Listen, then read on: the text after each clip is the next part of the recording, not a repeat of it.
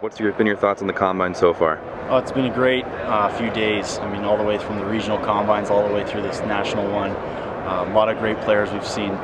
It's one of the deeper drafts we've had in the last few years, and it's exciting to see these guys coming out and competing today. And a lot of athletic kids, and they tested well yesterday. And I know talking with our staff and just hearing the overall buzz around the scouting community here, everyone's pretty excited, and we're looking forward to the rest of this day.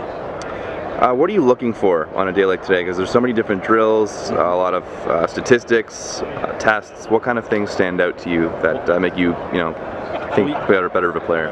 Well, yesterday we got the overall picture on their athleticism with their testing numbers. So now we're seeing that converted onto the field now, and how they translate their athletic ability and their athletic numbers onto the football aspect of it. And another thing we like to see is how they compete out here. I mean, you put on the pads, do some one-on-ones, and you see the 40s and all that stuff, but the real stuff that matters is when you get in the pads and moving through the bags and then going through one-on-one with the other guy and see who wants it more in front of pretty much every general manager, every scout, every coach in the league. So you can really boost yourself up, or you can drop down in the eyes of evaluators.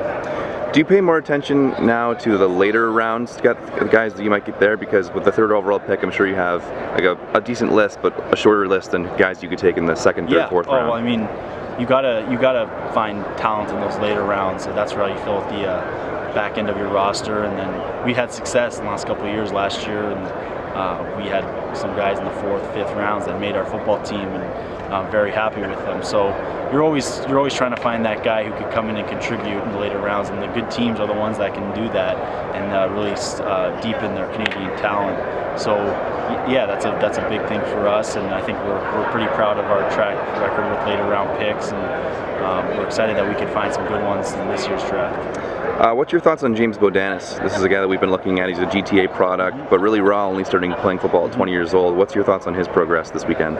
James is he's an interesting one because he transferred over to Michigan State and then switched to O-line while he was there. Only really had 1 year of playing experience there in games, and he has had a good weekend. He had a nice one-on-one session. Had some good athletic numbers, so we think he's going to be a guy that has a chance to play in this league, and he definitely helped himself this weekend. You said this draft class is really deep. What makes this draft class so much better than previous ones? It's tough to say, whether it's the amount of kids. I guess we're really excited about the depth across it, and it might be the coaching, I don't know, it may be the one recruiting class that came in and this year for some reason, this birth year, who knows, but yeah, it's something that's pretty important for us, and we've had our scouts that we've sent out have done really, really well, and got a good grasp on these guys, and I think it's going to be a special class when you look back at 3-4 years.